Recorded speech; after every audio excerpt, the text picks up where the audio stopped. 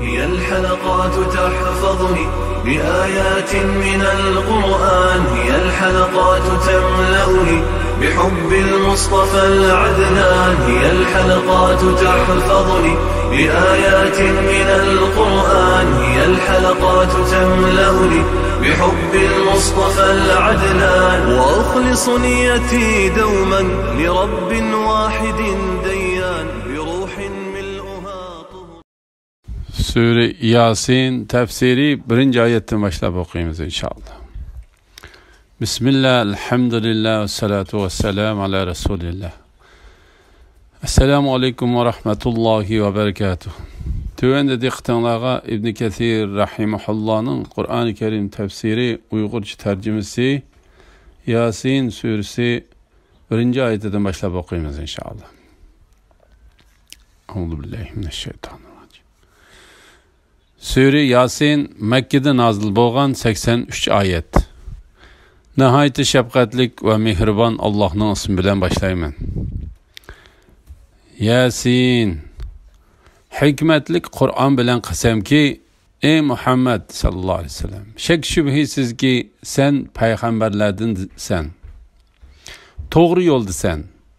Kur'an adı boğulları agahlandırılmağan, yani ulağı peygamber kemmigen, gafil qalğan bir kavmni agahlandırışın üçün galip, nəhayət mehriban Allah tərəfindən nazil qılınğandır. Ulanın köpçiligiga azap doğrusidagi hüküm hakikaten tegishlik bo'ldi. Shuning uchun ular iman etmaydi. Payg'ambarlarning ogohlantiruvchi qilib avatilganligi to'g'risida. Üzüb o'qiladigan elif va harflar haqida Sura Baqaraning 5'ida so'zlangan edi. Hikmetlik, yani onunla aldıdınmı, arkasıdınmı batıl yüzlenmeydiğen puxta kitap Kur'an bilen qasam ki, ey Muhammed sallallahu aleyhi ve sellem, şek şübhisiz ki sen peygamberlerden sen, doğru yolda sen. Yani doğru yol, doğru din ve doğru şeriat üstüdüdür sen. Sen ilip gelgen bu aşkara doğru yol, hak din ve Kur'an adı boğulları agahlandırılmağan, yani ulağı peygamber kemmigen, gafil qalğan bir kavmni agahlandırışın üçün galip, mümin bendilerge, nəhayət mehriban Allah tərəfindən nazil qılınğandır.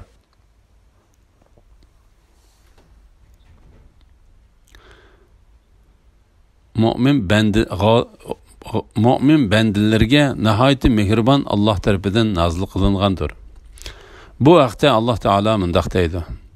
Şuningdek, yani başka peygamberlerge vahiy qilgandek, emrimiz boyunca sana Kur'an'ni vahiy qildik. Sen vahiyden ilgiri Kur'an'ның ve imanның nima ekanligini uqmaydın. Lekin biz Kur'an'ni bir nur qildik ki, onun bilen bendilerimizden xalığın kişilerini hidayet qilimiz.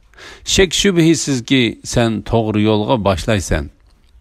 O asmanlardaki ve zimindeki neslerinin hemmesi özüge has bolğan Allah'ın yoludur. Bilinler ki hemme iş Allah'a qaytıdı. Peygamber aleyhisselamdan ilgiri Araplarga peygamber kemmigen idi. Bu ayette Araplar yalğız tilg'i ilindi. Bu bazı şəxslərini tilg'i ilib umumni köz tutuş uslubu bulup bu ayet başka milletlerini öz içine alıdı. Çünkü Allah Teala'nın ey Muhammed sallallahu aleyhi ve sellem eytqin ki ey insanlar men hakikaten sizlerinin hemminglarga Allah Teala tarafından avatilgan elçimen degan ayeti tefsir kılınğanda Peygamber aleyhisselamның bütün insanlarga peygamber kılıp avatilganlik to'g'risidagi ayetler ve mütevatir hadisler tefsili bayan kılındı. Ulanın köpçiligiga azap to'g'risidagi hüküm hakikaten tegishlik bo'ldi. İbn Cerir mundaq deydi. Allah Teala ulanın köpinchisiga lavhil mahfuzda ular iman etmaydi deb hüküm qilib etganlik uchun ularga azap hakikaten tegishlik bo'ldi. Shuning uchun ular Allah Teala'ga iman etmeydi. Yani peygamberlerini tasdiq qilmaydi. Biz hakikaten ularning bo'yinlariga ineklergicha taqoqlarni taqıdık. Şunun için ular başlarını egelmeydi. Yani ular imanға boysunmaydı ve imanға baş egmeydi. Ularning oldida bir to'saq, keynida bir to'siq bo'lib, to'siq qildik. Ularning ko'zlarini pardaladik. Shuning uchun ular imonning yo'llari to'silib ketganligi uchun, shuning uchun ular imonning yo'llari to'silib ketganligi uchun hech narsani ko'rolmaydi. Ularni ogohlantiramsan, ogohlantirmamsan, ularga baribir o'xshash, iymon etmaydi. Sen faqat Qur'onga agashgan, marhamatlik Allohni ko'may turib, qo'rqqan kishini ogohlantira olaysan. Ya'ni ogohlantirishingning foydasi bo'ladi. Uningga Allohning uning gunohlarini mag'firat qiladiganligi va esil savob, ya'ni jannat ato qiladiganligi bilan xo'sh xabar bergin. Biz shubhisizki o'liklarni terildiramiz. Ularning dunyoda qilgan yaxshi-yomon amallarini va ishlarini xotirlab qo'yamiz. Hamma shayini ro'shan daftarda, ya'ni lavhul mahfuzda to'liq xotirlab qo'yamiz. To'liq xotirlab qo'yganmiz. Baxtsizlik putilib ketgan kishining holi to'g'risida.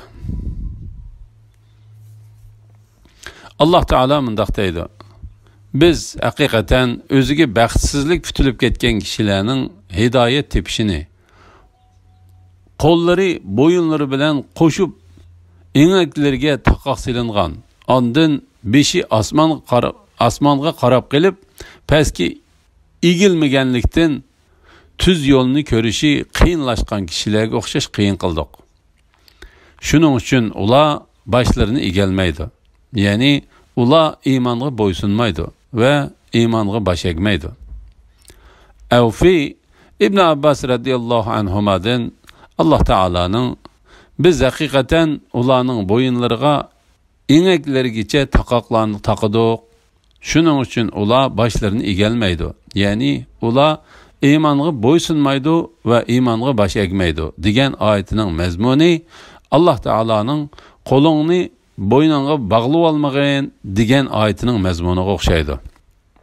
Yani ularning qo'llari bo'yinlariga bog'langan bo'lib, ular qo'llarini yaxshi ish qilishga sunolmaydi deganlikni rivoyat qilgan.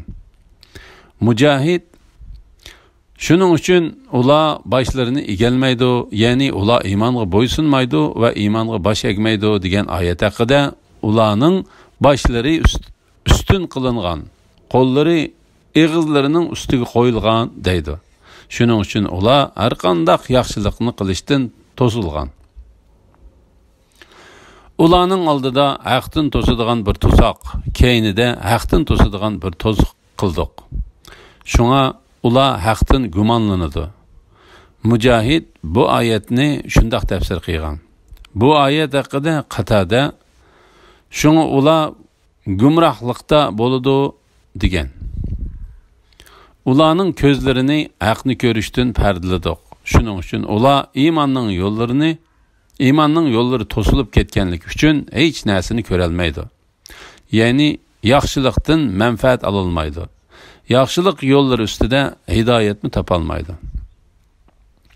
Abdurrahman ibn Zayd ibn Aslam Allah Teala bu to'siqni ular bilan islom va iymon orasida qildi. Shuning uchun ular uningga ixlos qilmaydi dedi. Va shubhisizki Rabbingning la'natiga tegishli bo'lganlar iymon etmaydi. Ularga butun mo'jizalar ko'rsatilgan taqdirdimi, qattiq azobni ko'rmagicha iymon etmaydi degan oyatni o'qidi. Ondan u mundaq dedi: Allah Teala kimni iymon etishdan to'ssa, u iymon etishga qodir bo'la olmaydi. İbn Jarir Ekrimaning mundaq deganligini rivoyat qildi. Abu Jahil agar men Muhammadni uchirtib qolsam, cho'qim undaq qilaman, mundaq qilaman degan edi. Shuning bilan bu oyat nozil bo'ldi. Biz haqiqatan ularning bo'yinlariga ineklergiçe taqaqlarını taqıdıq. Şunun üçün ular başlarını egelmeydi. Yani ular imanğı boysunmaydı ve imanğı baş egmeydi. Ularning oldida bir to'siq, keynida bir to'siq qildik. Ularning ko'zlarini pardaladik. Shuning uchun ular iymonning yo'llari to'silib ketganligi uchun hech narsani ko'ra olmaydi. Ular bu Muhammad deb ko'z tishadi.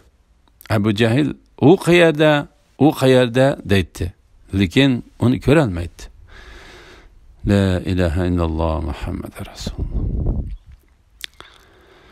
Ularni agahlandıramsan, agahlandırmamsan, ulağı bəribir oxşaş, iman etmeydi. Yani Allah hakikaten ulağı gumrahlıqını pütü etken. Şuna agahlandırış ulağı paydı bəmeydi. Qilchilik təsirimi qılmaydı. Bu ayetin məzmunuğa oxşaş yeni bir ayet Sure Baqara'nın 5'i geldi. Allah Teala bu vaqtda yana mundaq deydi. Şübhisiz ki Rabbinin la'netiga tegishlik bo'lganlar iman etmaydi. Ularga bütün mo'jizalar ko'rsatilgan taqdirdami qattiq azobni ko'rmagicha iman etmaydi.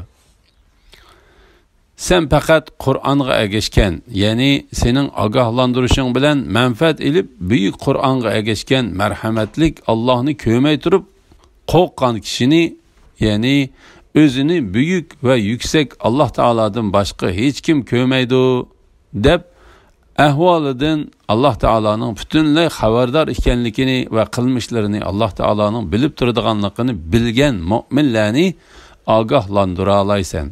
Yani agahlandırışının faydası boludu.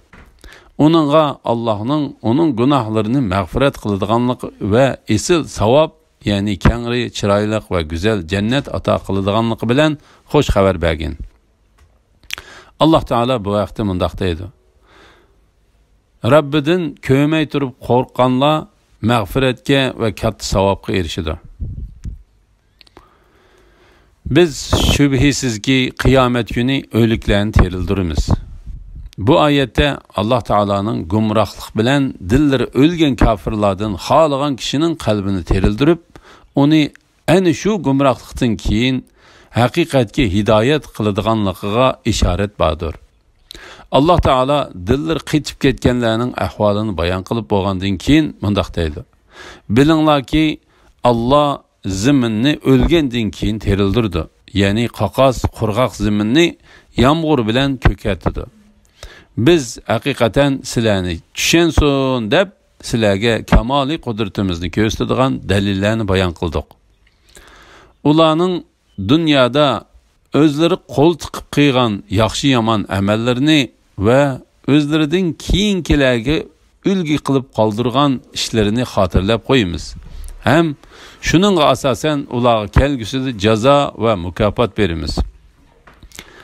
Agar amallari va qoldirgan ish izlari yaxshi bo'lsa, mukofotga erishadi. Agar amallari va qoldirgan ish izlari yomon bo'lsa, jazoga tortiladi. Bu vaqtda İmam Muslim Peygamber Aleyhisselam'ның mundaq deganligini rivoyat qildi.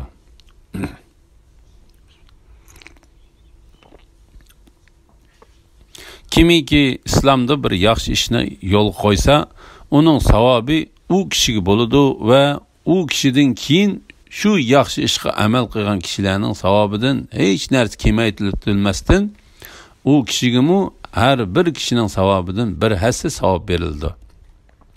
Kimiki İslamda bir yaman ishni yo'lga qo'ygan bo'lsa, uning gunohi u kishiga bo'ladi va u kishidan keyin uning amal qilgan kishilarning gunohlaridan hech narsa kamaytib o'tilmasdan u kishiga har bir yomon ish qilgan odamning gunohlaridan bir hassa yoziladi.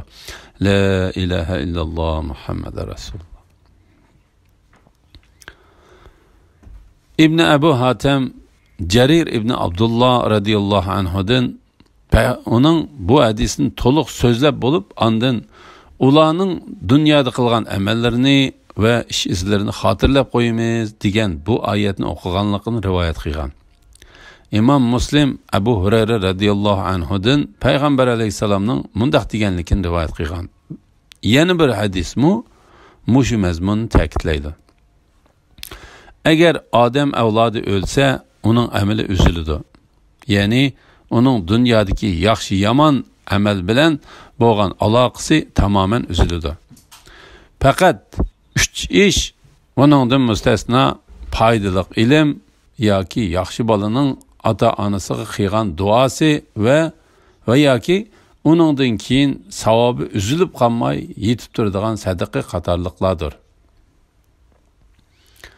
Sufyan Savri Abu Sa'id radiyallohu anhudan Mujahidning Alloh taolaning biz shubhisizki o'liklarni terildiramiz, ularning dunyoda qilgan yaxshi yomon amallarini va ishlarini xotirlab qo'yamiz degan oyatini ular miros qoldirgan gumrohlikni xotirlab qo'yamiz deganlik bo'ladi deb tafsir qilganligini rivoyat qilgan. Subhanalloh. Ibn Abu Najih va boshqalar bu oyat haqida Mujahidning mundaq deganligini rivoyat qildi. Alloh taolo ularning dunyoda qilgan amallarini va mangan oyoq izlarini xotirlab qo'ydi.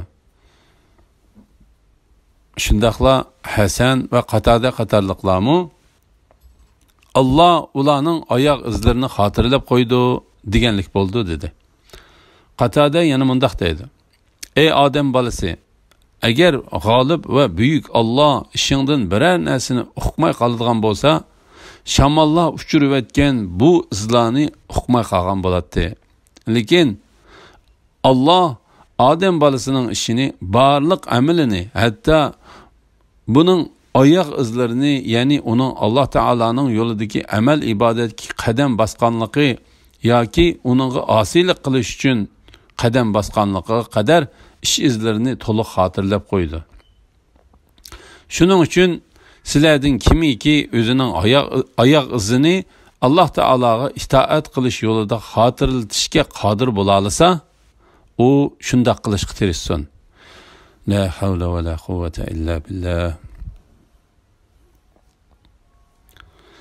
Imom Ahmad Jabir ibn Abdullah radiyallohu anhumaning mundaq deganligini rivoyat qildi. Masjidning atrofida bo'sh yer bor edi. Shuning bilan Banu Salima qabilasidagilar masjidga yaqin yerga ko'chib kelishmoqchi bo'ldi. Bu ishning xabari payg'ambar alayhisalomga yetdi. Payg'ambar alayhisalom ularga: "Sizlarning masjidga yaqin yerga ko'chib kelmoqchi bo'lganligingizni angladim. Shundaqmi?" dedi. Ular: "Ha, ey Allohning payg'ambari, biz shundaq niyat qilgan edik" deydi.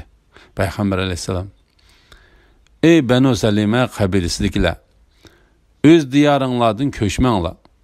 Namoz o'qish va boshqa diniy faoliyat uchun masjidga bosgan izlaringlar xotirlanib turdi. O'z diyoringlardan ko'chmanglar. İzlaringlar xotirlanib turdi" dedi. Bu hadisni Imom Muslimmi rivoyat qilgan.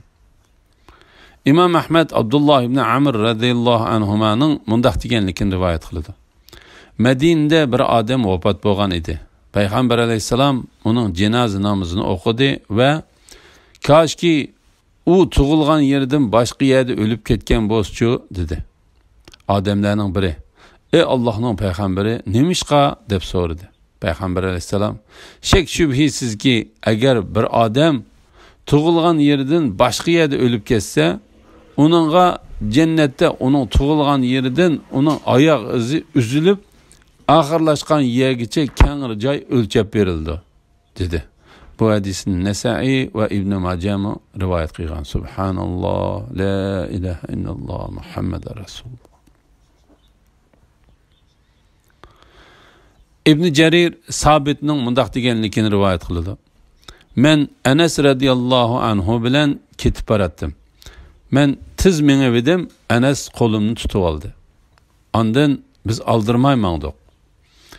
Biz namozni o'qib bo'lgandan keyin Anas mundaq dedi: "Men Zayd ibn Sabit bilan birga mang'an edim. Men tiz mangsam, u: "Ey Anas, izlarning xotirlanadiganligini bilmamsan" degan edi" dedi. La ilaha illalloh. Bu so'z bilan ulgi qilib qoldirgan ish izlarini xotirlab qo'yamiz degan so'zning orasida o'zaro zidlik yo'q. Balki oyoq izlarining xotirlanib turishi albatta ish izlarining xotirlanib turadiganligini ko'rsatib berdi. Chunki bu oyoq izlari xotirlanib turgan yerda yaxshi yomon ishlarning xotirlanishi cho'qimdir. Hamma shay'ini, ya'ni jimi mavjudotlarni ro'shan daftarda, ya'ni lavhul mahfuzda yeziqli holda puxta saqlab, to'liq xotirlab qo'yganmiz. Allah bu vaqtda mundaq deydi. Biz hamma odamni ularning nomi amali bilan, ya'ni ularning yaxshi yomon amallari, yaxshi yomon ishlari bilan guvohlik berish uchun ularning amallari yozilgan kitob bilan biz hamma odamni ularning nomi amali bilan chaqirdigan kunni esingda tutqin. Nomi amallar hozir qilindi. Payg'ambarlar va guvohchilar keltirildi. Kishilarning nomi amali o'tirg'i qo'yildi. Gunohkorlarning uningdagi xotirlardan qo'rqqanligini ko'rsan. Ular voy bizga bu nomi amalga cho'ng kichik gunohning hammasi xotirlanibdi-ku deydi. Ular qilgan aytganlarining hammasining nomi amaliga xotirlanganligini ko'rdi. Rabbing hech odamga zulm qilmaydi. Alhamdulillah. Yuqorida Sura Yasin tafsiridan 12 oyatgacha angladinglar. Oxirini keyin qitimliq o'qishimiz davomlashtiramiz inshaalloh. Va sallallohu ala Muhammad va ala alihi va sahbihi ajma'in. Assalomu alaykum va rahmatullohi va barakatuh.